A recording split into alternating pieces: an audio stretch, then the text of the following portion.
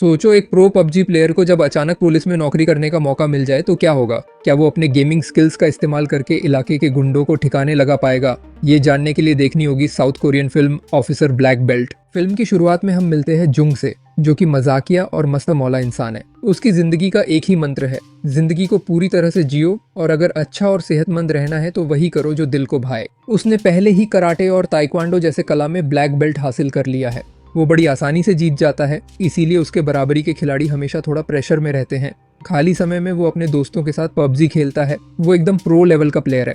एक दिन जब वो अपने 3 दोस्तों के साथ पबजी खेल रहा होता है तभी उसके पापा का कॉल आता है। फोन पे बात करके वो पापा की दुकान की ओर निकल पड़ता है। उसके पापा का एक छोटा सा रेस्टोरेंट है और स्टाफ की कमी के चलते जुंग ही रोज डिलीवरी का काम संभालता है। पापा से डिलीवरी का पैकेट लेकर वो ऑर्डर्स पहुंचाने निकल जाता है, जिससे जुंग की पहले से ही अच्छी पहचान थी। महिला को उसका ऑर्डर सौंपते वक्त जुंग उसे अपनी तरफ से एक बियर का कैन तोहफे में देता है। वो जुंग से कहती है कि अगले हफ्ते बालों का कलर टचअप कराने के लिए सैलून में आना। खुशी खुशी थैंक यू बोलकर वो वहां से निकल जाता है। उधर जुंग के 3 दोस्त उसे गेम में वापस आने के लिए बार बार फोन कर रहे हैं। जुंग भी साइकिल पे तेजी से पैडल मारता है, लेकिन रास्ते में उसकी नजर पड़ती है कि 2 लोग आपस में भिड़ रहे हैं, जिनमें से एक कैदी है और दूसरा पुलिस वाला।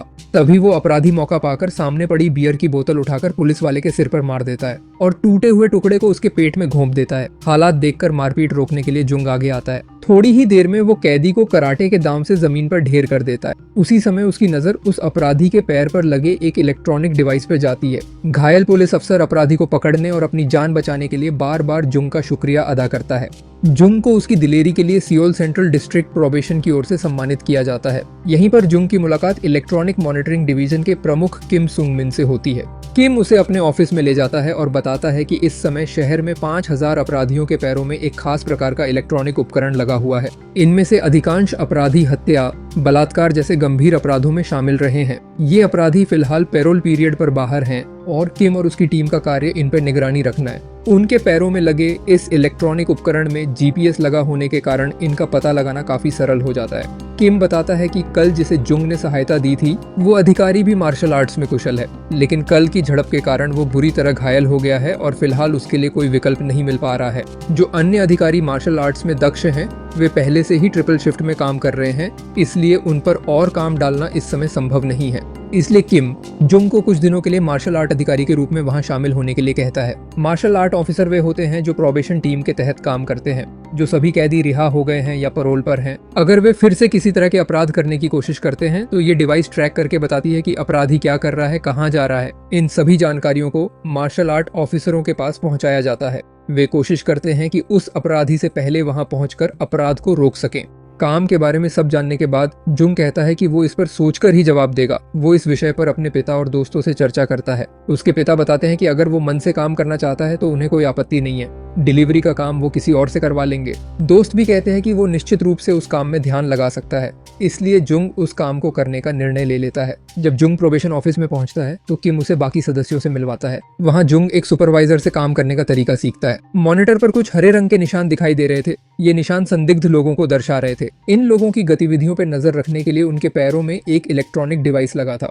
जब इस डिवाइस की चार्जिंग 30% या उससे कम हो जाती है तो ये निशान हरे से पीले हो जाते हैं। तब ऑफिसर उन्हें कॉल करके अपने पैरों के डिवाइस को चार्ज करने के लिए कहते हैं। अगर वे सहयोग करते हैं तो सही है, वरना जुंग को खुद वहां जाकर देखना पड़ता है। काम की प्रकृति समझने के बाद जुंग पहली बार कंप्यूटर के सामने बैठता है।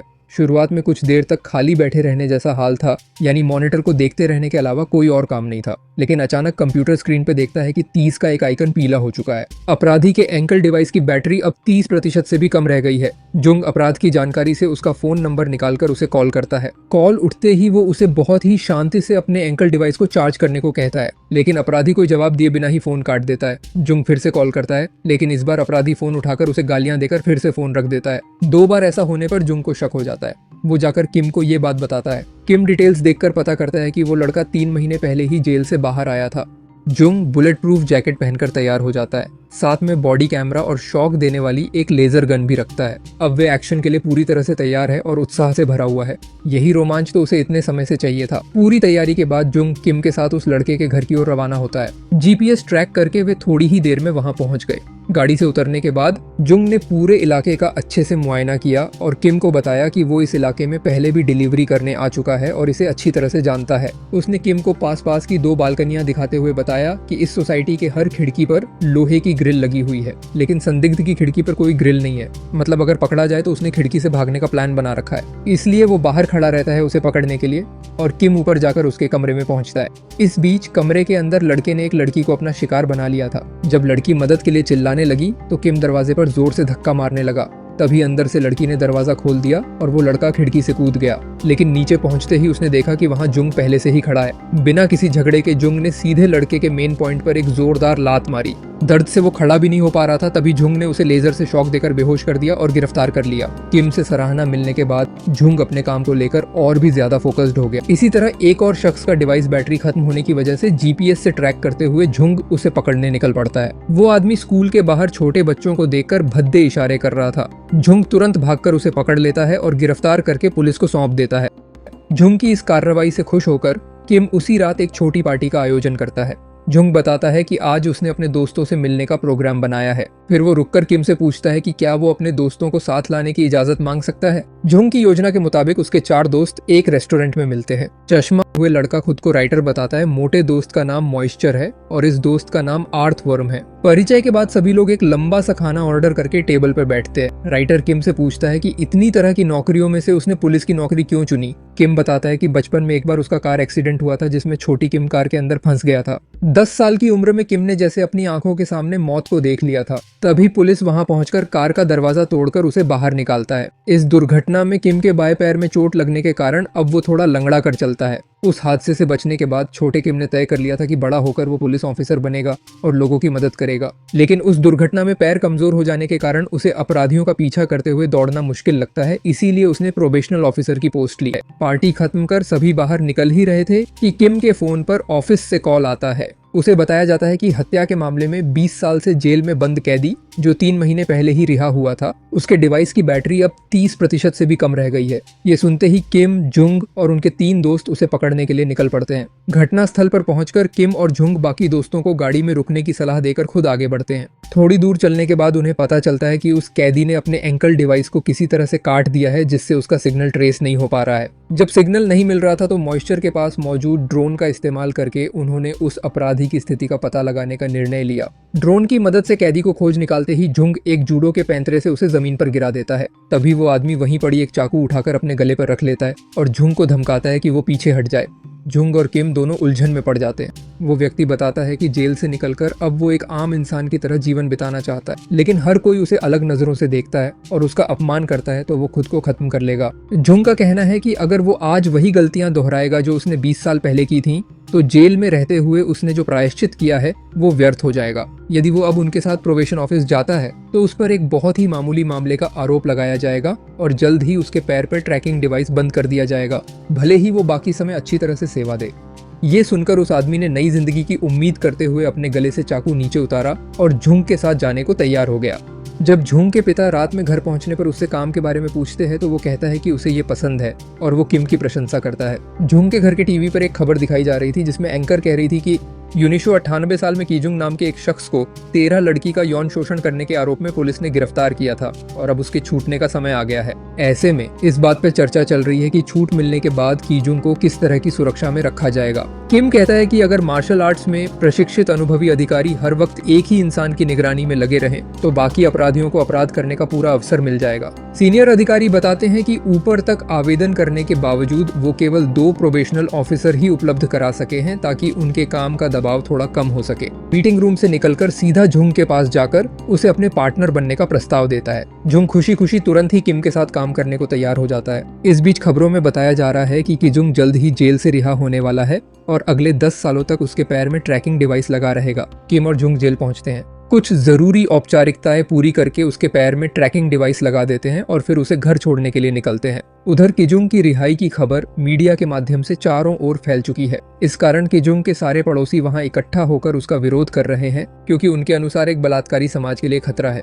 किम की गाड़ी पर वहां मौजूद लोग टमाटर और अंडे फेंकने लगते हैं। इसी दौरान एक यूट्यूबर पुलिस की गाड़ी पर चढ़कर लाइव स्ट्रीमिंग करने लगता है और सवाल करता है कि आखिर किजुंग को क्यों छोड़ा गया है और इसके विरोध में प्रदर्शन करने का आह्वान करता है। सभी विरोधों को अनदेखा करते हुए किसी तरह पुलिस किजुंग को गाड़ी से निकालकर उसके अपार्टमेंट तक ले जाती है। देखा जाता है कि घर के अंदर जाते वक्त किजुंग एक बालकनी में खड़े एक बच्चे को देखता है। तभी बच्चे की माँ आकर उसे गोद में उठाकर घर के अंदर चली जाती है। रात को पुलिस उसके घर के बाहर पहरा देना शुरू कर देती है, लेकिन थोड़ी देर बाद जैसे ही पुलिस वहां से हटती है, एक आदमी चोरी छिपे गली से होकर कीजुंग के घर की ओर जाता है। वो कीजुंग के दरवाजे पर जाकर दस्तक देता है और दरवाजा खुलते ही मालूम होता है कि वे दोनों पुराने दोस्त हैं। दोस्त कीजुंग को एक जैकेट और धूम्रपान के लिए कुछ ऑफर करता है। इस पर कीजुंग अपने पैर पे लगे ट्रैकिंग डिवाइस को दिखाता है और उसका दोस्त कहता है कि ऐसा ही एक डिवाइस उसने भी पिछले 3 सालों से पहना हुआ है। वो समझाता है कि ये डिवाइस तब तक मूवमेंट डिटेक्ट नहीं करता जब तक वे इस बिल्डिंग से बाहर न जाएं। मतलब अगर वे इसी बिल्डिंग में ऊपर नीचे जाते हैं तो कोई अलार्म नहीं बजेगा। इसलिए वे दोनों छत पर जाकर सिगरेट पीने लगते हैं।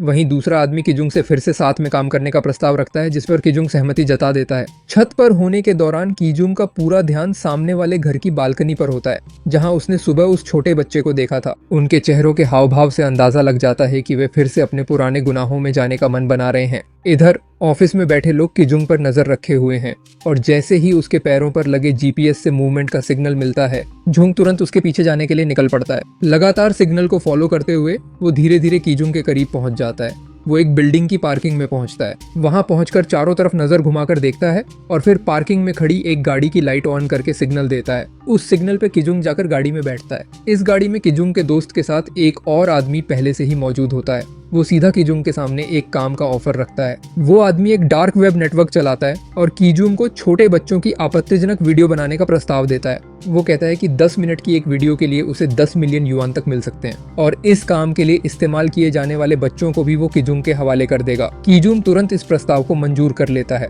उसी समय जुंग पार्किंग में पहुंच जाता है। चारों तरफ नजर दौड़ाता है, लेकिन कीजुंग उसे कहीं नजर नहीं आता। वह इधर उधर खोजबीन करता है। जिस गाड़ी में कीजुंग बैठा था उसकी खिड़कियां काले शीशे से ढकी हुई थीं, जिससे अंदर बैठे लोग जुंग को बाहर से साफ देख पा रहे थे, लेकिन जुंग उन लोगों को देख नहीं पा रहा था। जुंग गाड़ी की नंबर प्लेट देखता है। किम ने कीजुंग को फोन किया और उसने कॉल उठाया।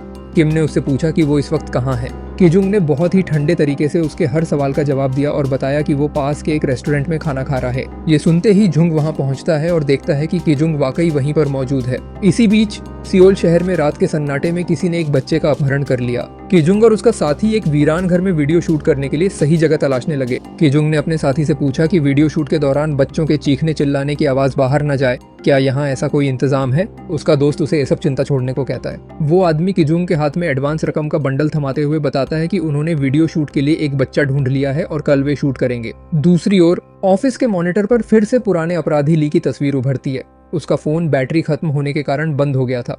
इधर जुंग लगातार कीजुंग पर पैनी निगाह रखे हुए है। ये पता चलने पर किम एक साथी के साथ ली को पकड़ने के लिए एक वीरान गोदाम में पहुंचता है। ली की तलाश के दौरान अचानक उन्हें एक महिला की चीख सुनाई देती है और दोनों उसी दिशा में दौड़ पड़ते हैं, लेकिन ये ली का रचा हुआ फंदा था क्योंकि वो आवाज टेप रिकॉर्डर से आ रही थी। वहीं दूसरी ओर कीजुंग ने होशियारी से जुंग को एक पुरानी दुकान के अंदर फंसा दिया और बाहर से शटर गिरा दिया। इसके बाद उसने देखा कि पीछे से बाहर निकलने का कोई रास्ता है क्या। तभी वहां से एक एक कर कई गुंडे जैसे लोग बाहर निकलने लगे। जुंग उन लोगों का सामना करने के लिए पूरी तरह तैयार हो जाता है। उधर इसी बीच किम भी झगड़े में फंस चुका है, लेकिन किम का साथी गंभीर रूप से घायल हो जाता है और उसे शॉक देकर गिरा दिया जाता है। जुंग किसी तरह उन लोगों से बचकर बाहर निकलता है और किम को कॉल करता है, लेकिन जब कोई कॉल का जवाब नहीं देता तो वो उनकी लोकेशन ट्रैक करने की कोशिश करता है और देखता है कि लड़ाई के दौरान उसका टैबलेट खराब हो गया है। मजबूर होकर वो बारिश में ही उन्हें ढूंढने निकल पड़ता है। इसी बीच कीजुंग एक मासूम बच्चे पर अपनी हैवानियत उतारने की तैयारी में है। बारिश में दौड़ता हुआ जुंग आखिरकार किसी के घर पहुंचता है। ऊपर चढ़ते समय बेसमेंट की ओर जाने वाली सीढ़ियों पर कुछ खून के धब्बे देखकर उसे समझ आता है कि जरूर कोई उधर गया होगा। बेसमेंट के दरवाजे पर कान लगाकर सुनने पर जुंग को किसी के कराहने की आवाज सुनाई देती है। वो दरवाजे को धक्का मारता है, लेकिन जब ये नहीं खुलता तो वो बाहर की ग्रिल खोलकर अंदर जाने का रास्ता तलाशता है। इसी दौरान सामने वाले घर की बालकनी से एक आदमी झांकता है तो जुंग उस पर चिल्लाकर कहता है कि पुलिस को सूचना दे। काफी मशक्कत के बाद ग्रिल खुल जाती है और जुंग कांच की खिड़की पर जोर से लात मारकर कमरे के अंदर प्रवेश करता है। अंदर घुसते ही जुंग और कीजुंग के बीच लड़ाई छिड़ जाती है। जुंग उसे बुरी तरह से पीटकर घायल कर देता है। इसी बीच किडनैप की गई बच्ची भी नजर आती है, जो ये सब देखकर हैरान है और समझ नहीं पा रही कि उसके चारों ओर क्या हो रहा है। जुंग ने कीजुंग का सिर दीवार पर इतनी जोर से पटका कि वो बेहोश हो गया। जुंग अपने घायल शरीर को घसीटते हुए बच्ची के पास पहुंचता है और उसे कमरे से बाहर लाकर दिलासा देता है। बच्ची फिर डर के मारे रोने लगती है। तभी जुंग के पीछे कीजुंग खड़ा दिखाई देता है, लेकिन कुछ करने से पहले ही पुलिस पहुंच जाती है और कीजुंग वहां से फरार हो जाता है। पुलिस जुंग को अस्पताल में भर्ती कराती है और बच्ची को सुरक्षित बचा लेती है। जुंग के पिता घबराए हुए अस्पताल पहुंचते हैं। कुछ समय बाद पिता की आवाज सुनकर जुंग होश में आता है। कीजुंग अब तक पकड़ा नहीं गया है, लेकिन पुलिस को यकीन है कि एक कुख्यात अपराधी को खोजने में देर नहीं लगेगी। होश में आने के बाद जुंग किम और अपने साथी के बारे में पूछता है। सुपरवाइजर बताते हैं कि किम की अस्पताल में सर्जरी चल रही है, उसकी गर्दन पर बैट की गहरी चोट लगी है, लेकिन उनके सहकर्मी का निधन हो गया है। ये सुनकर जुंग की आंखें भर आती हैं। थोड़ा स्वस्थ होने के बाद वो अपने उस सहकर्मी के अंतिम संस्कार में शामिल होता है। उसे वीरता के लिए ऑफिस से पुरस्कार मिला है। पुरस्कार लेकर बाहर निकलते समय वह देखता है कि एक महिला उसके लिए बाहर इंतजार कर रही है। वो बताती है कि वो मिंगजुम की आंटी है, यानी उस दिन जिस बच्ची को जुंग ने बचाया था उसकी आंटी। वो जुंग को अपनी बेटी की जान बचाने के लिए एक छोटा सा उपहार देती है और मिंगजुम के लिए एक कार्ड देती है। कार्ड खोलकर जुंग देखता है कि हर पंक्ति में उसके प्रति धन्यवाद लिखा है, ये बताते हुए कि आज उसकी जिंदगी में जुंग का सबसे बड़ा योगदान है। आज वो फिर से अपने माता पिता के पास लौटने में सफल हुई है।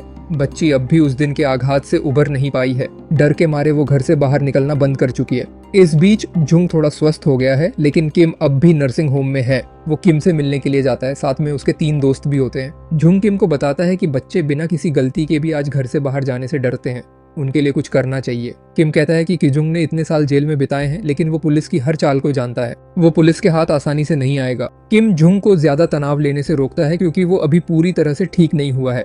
जुंग अपने 3 दोस्तों के साथ इस पर बातचीत करने बैठता है और वे इस केस में उसके साथ हैं। जुंग बताता है कि उसने आखिरी बार किजुंग को एक गाड़ी में देखा था। फिर वो गाड़ी का नंबर याद करके अपने दोस्त महेश्वर को बताता है। महेश्वर उस गाड़ी के नंबर से उसकी रजिस्ट्रेशन से मालिक का नाम निकाल लेता है। इसके बाद वे चारों मिलकर गाड़ी के मालिक के अपार्टमेंट पर पहुंचते हैं। उन्हें देखकर वो आदमी भागने की कोशिश करता है, लेकिन फिर भी वे चारों उसे पकड़ लेते हैं। महेश्वर का एक हैकर दोस्त है, उसकी कंप्यूटर को हैक कर लेता है और बहुत सारी फाइलें खोज निकालता है। उनमें एक फाइल खोलते ही उसके सामने बच्चों पर किए गए निर्दयी अत्याचार का वीडियो आता है। इसके लिए जुंग उसे लात मारकर फर्श पर गिरा देता है और डराते हुए किजुंग के बारे में जानकारी निकालना चाहता है, लेकिन वो आदमी कुछ भी बताने से मना करता है और हंसता रहता है। जुंग अब उस आदमी की आंखों में लेजर गन चला देता है और उसकी आंखों से खून बहने लगता है। वो चिल्लाने लगता है और वहां मौजूद सभी लोग समझ जाते हैं कि ये सब थोड़ा ज्यादा किया गया है। वो अंधा भी हो सकता है, लेकिन अब वो डर के मारे उन्हें बताता है कि किजुंग उसका एक डेबिट कार्ड इस्तेमाल कर रहा है। उसके मोबाइल पर आए संदेश के जरिए वे जान सकते हैं कि किजुंग अब कहाँ है। इसके बाद वे सभी मिलकर किजुंग की लोकेशन पता लगाने की कोशिश करने लगते हैं। राइटर बताता है कि पिछले कुछ दिनों में रैंडम जगह से कार्ड स्वाइप किया गया है।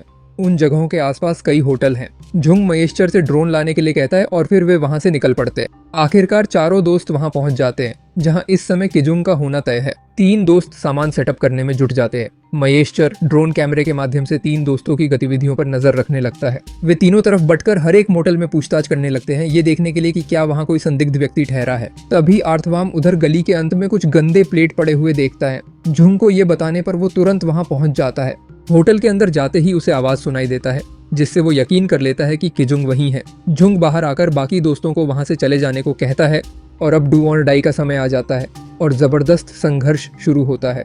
जुंग सभी गुंडों को हराकर किजुंग को पराजित करने में सफल होता है और उसे हथकड़ी लगाते हुए दूर से पुलिस की सायरन सुनाई देती है। अब दिन है 15 जनवरी 2024 और चारों दोस्त के साहस के लिए कोरिया के राष्ट्रपति द्वारा सबको सम्मानित किए जा रहे हैं। इसी दौरान वो छोटी लड़की आगे आती है जिसे जुंग ने अपनी जान की परवाह किए बिना उस रात बचाया था। अब वो घर से बाहर जाने से नहीं डरती, क्योंकि उसे पता है कि जुंग जैसे ऑफिसर हर जगह मौजूद है जो उनकी रक्षा के लिए तैयार है। जुंग उसके लिए नायक है। तभी कंप्यूटर स्क्रीन पे किसी डिवाइस की बैटरी कम होने का अलर्ट आता है। ऑफिसर जुंग किम के पास जाकर उसे इशारे से ये बताता है और एक बार फिर वे अपराध होने से पहले उसे रोकने के इरादे से निकल पड़ते हैं। उनका ये मिशन तब तक जारी रहेगा जब तक दुनिया अपराध मुक्त नहीं हो जाती, खासकर जब तक समाज बच्चों और लड़कियों के लिए सुरक्षित नहीं बन जाता। और इस घटना के साथ ही कहानी यहीं समाप्त होती है।